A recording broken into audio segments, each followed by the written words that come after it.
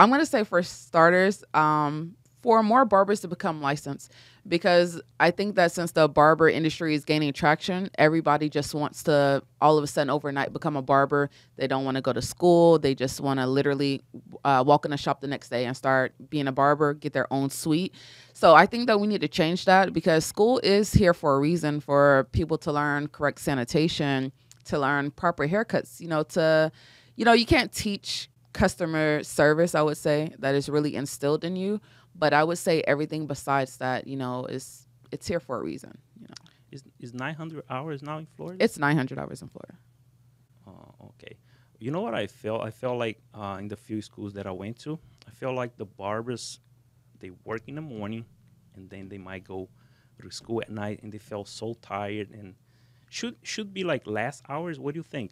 They could like minimize the hours for the barbers get the license, because all other countries like the Latin American countries, for example, Argentina, UK, even in Europe, barbers over there, they don't need license to work. And I see the professionals there, since they have so much competition, people there, they don't have the license, but there's a lot of workshops, a lot of educators, and there's so much competition. The barbers, the professional, they are highly skilled.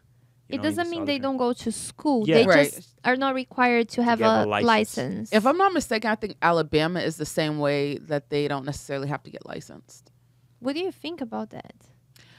I would say that if ultimately, the most important things, which is sanitation, even side note, that when the pandemic first happened and barbershops closed down, like I was really shocked that we were closed for so long, because we practice sanitation more than probably almost any other industry. But I would say as long as they understand that and just really are not negligent with using sharp items, I feel like it's okay. So many like kids that I know, and since I'm working in this industry, I see like young kids finishing high school, and they kind of lost in the direction that they want to go. I think would help if it's, let me explain. If you're trying to buy a gun or or buy a drink, it's cheap. You just have to need an ID. I don't know if it's that very harsh for you to say, but it's very easy to go get a gun, buy a gun with just your license. I think it's over 18 years, but it's very hard to get a license to work and become a professional. Have a career. So what do you say? I would say personally, I think that Florida has the easiest requirements, especially at 900 hours, and then also for the restricted license, 600 hours. I think that is like a perfect amount of time as long as the student is motivated. But from what I've seen from working at a few different schools down here, like students, they're not that motivated. Even if it's what they really want to do, they're going to come a few days out of the week, not every day. They're not, I don't know, maybe they just don't have the discipline.